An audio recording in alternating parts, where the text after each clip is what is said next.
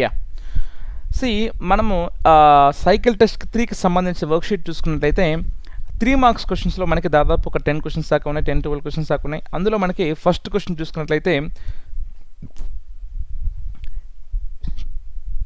ఒకసారి మనము 3 horses are tied each with 7 meter long rope.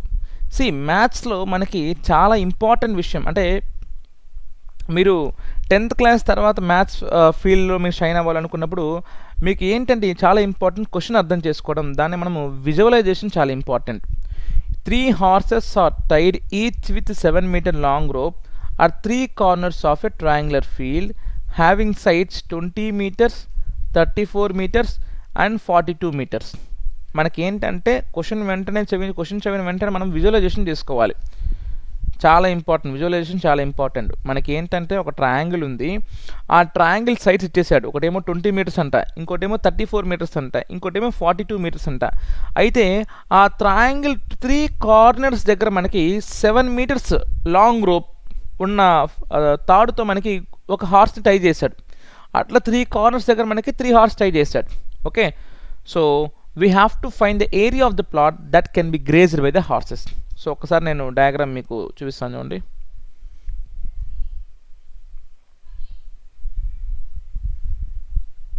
So ఒక సైడ్ మనం 20 మీటర్స్ అనుకుందాం, ఇంకొక సైడ్ మనం 34 మీటర్స్ అనుకుందాం, ఇంకొక సైడ్ మనము 42 మీటర్స్ అనుకుందాం. ఓకే, ఒక సైడ్ 20 మీటర్స్, ఇంకో సైడ్ 34 మీటర్స్, ఇంకో సైడ్ 42 మీటర్స్. ఓకే, ఇప్పుడు ఈ 3 కార్నర్స్ దగ్గర మనకి 3 హార్స్ టై చేశాను అనమాట. సో ఇదొక కార్నర్, ఇదొక కార్నర్, ఇక్కడ ఒక కార్నర్. అయితే హార్స్ టై చేసిన లెంత్ ఆఫ్ రోప్ ఎంత అంటే మనకి 7 మీటర్స్. సో అంటే 7 మీటర్స్, 7 మీటర్స్. సో ఇదంతా ఏమవుతుంది మనకి ఒక సెక్టార్. అదేవిధంగా ఇక్కడ మనకి 7 మీటర్స్, 7 మీటర్స్. ఇదేమవుతుంది మనకి ఇదొక సెక్టార్. నెక్స్ట్ ఇక్కడ మనకి ఏమవుతుంది మనకి ఇదొక sector. Okay, 7 metres, 7 metres. Okay, now we have to find the area of the plot which can be grazed by these 3 horses completely. Okay, now ఇది ఏ షేప్లో ఉంది మనకి సెక్టార్, ఇది ఏ షేప్లో మనకి సెక్టార్, ఇది ఏ షేప్లో ఉంది మనకి sector. And we know how to find area of sector. Okay, area of sector formula ఏంటి మనకి θ/360 × πr². సో ఇక్కడ యాంగిల్ తెలియదు కాబట్టి మనకి θ1 అనుకుందాం. అంతేకాని మనము మన సొంత ఆలోచనలతో 60 వేసుకోవడం అలా చేయకూడదు. ఎందుకంటే ఇది ఈక్వల్ ట్రయాంగిలా? ఖచ్చితంగా ఈక్వల్ ట్రయాంగిల్ కాదు. ఎందుకు? 3 సైడ్స్ డిఫరెంట్గా ఉన్నాయి. ఈక్వలేటరల్ కాదు, ఐసోసెలస్ కాదు. పోనీ రైట్ యాంగిల్ ట్రై చేద్దామంటే 20² + 34² 42² ఈక్వల్ కాదు. సో ఇది ఈక్వలేటరల్ కాదు, ఐసోసెలస్ కాదు, రైట్ యాంగిల్ ట్రయాంగిల్ కూడా కాదు. సో కాబట్టి మనము యాంగిల్ మనం బై డిఫాల్ట్ మనం అజ్యూమ్ చేసుకున్నట్టు లేదు. సో యాంగిల్ తెలియదు కాబట్టి ఏమనుకుంటాం, మనం ఇక్కడ θ1 అనుకుంటాం, ఇక్కడ θ2 అనుకుందాం, ఇక్కడ θ3 అనుకుందాం angle. So now area of the first sector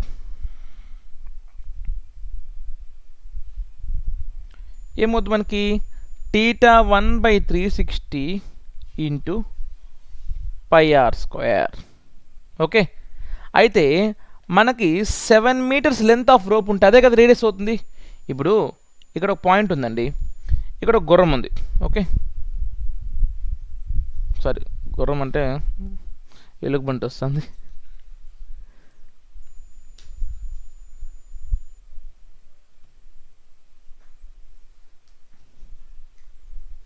గుర్రం లాంటిది అనుకోండి.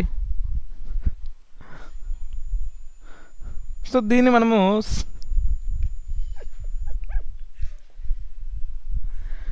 ఓకే, సో దీన్ని మనం 7 మీటర్స్ లాంగ్ రోప్తో కట్టాం. అయితే ఇది అటు తిరిగినా ఇటు తిరిగినా మనకి అదే రోప్ ఉంటుంది కదా, మన 7 మీటర్స్ ఉంటుంది కదా మనకి.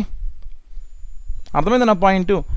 మనము లెంత్ ఆఫ్ రోప్ ఎంతైతే పెట్టామో అంతే కదా మనకి, దానికన్నా ఎక్కువ పెరగదు కదా.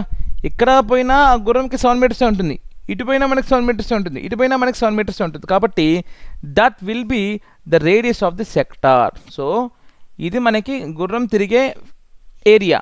అయితే ఇక్కడైనా 7 మీటర్స్ ఉంటుంది రోప్, ఇక్కడైనా మనకి 7 మీటర్స్ ఉంటుంది రోప్, అంటే కాన్స్టెంట్గా ఉంది కదా, అది మారదు కదా. So that will be radius of the sector. So area of sector will be θ1/360 × πr². దాన్నే మనము θ1/360 × π × 7² రాసుకోవచ్చు. నెక్స్ట్ అదేవిధంగా ఏరియా ఆఫ్ సెక్టార్ 2 ఏమవుతుంది మనకి theta 2 by 360 into pi r square అంటే theta 2 by 360 into pi into radius సేమే కదా మనకి 7 స్క్వేర్. నెక్స్ట్ అదేవిధంగా మనకి సెక్టార్ 3 ఏమవుద్ది మనకి theta 3 by 360 into pi r square అంటే theta 3 by 360 into pi into radius సేమే కదా 7 square. So we need to find total area covered by these 3 horses అంటే so therefore total area is equal to area of first sector plus area of second sector plus area of third sector అంటే theta 1 by 360 into pi into 7 square plus theta 2 by 360 into pi into 7 square plus theta 3 by 360 into pi into 7 square. So ఈ 3 add చేసుకోవాలి. అయితే ఇక్కడ గమ్మత్తైన విషయం అంటే ఏమిటంటే మనకి ఈ 360 పై ఇంటూ 7 స్క్వేర్ మనకి ప్రతి టర్మ్లో కూడా కామన్గా ఉన్నాయి. సో ఒకేసారి కామన్ తీసేయచ్చు కదా మనము. సో అప్పుడు ఏమవుతుందంటే మనకి so theta 1 by 360 into pi into 7 square common తీసుకునేస్తే theta 1 అట్లా పెట్టేసింది. పై ఇంటూ 7 స్క్వేర్ కామన్ తీసుకునేస్తే ఇక్కడ ఏముంటుంది మనకి theta 1, ఇక్కడ ఏముంటుంది మనకి theta 2, ఇక్కడ ఏముంటుంది మనకి theta 3. ఓకే, మనం pi into 7 square by 3 common తీసుకునేస్తే theta 1 plus theta 2 plus theta 3 అంతే కదా. Pi into 7 square by 3 common ఇక్కడ మిగిలేదు మనకి theta 1.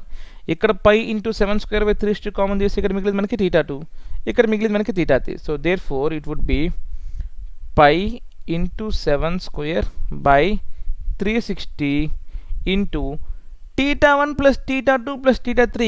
ఏ ట్రయాంగిల్ అయినా కానీ సమ్ ఆఫ్ ఆల్ యాంగిల్స్ ఎంత అవ్వాలి మనకి 180. అది ఈక్వల్ ట్రయాంగిల్ అయినా ఐసోసెలస్ ట్రయాంగిల్ అయినా ఏ ట్రయాంగిల్ స్కేలర్ ట్రయాంగిల్ అయినా ఏ ట్రయాంగిల్ అయినా కానీ మనకి సమ్ ఆఫ్ ఆల్ 3 యాంగిల్స్ ఎంత రావాలి మనకి 180. So it would be 180. So 180 1s are 180 2s are. So that means 22 by 7 into 7 square by 2.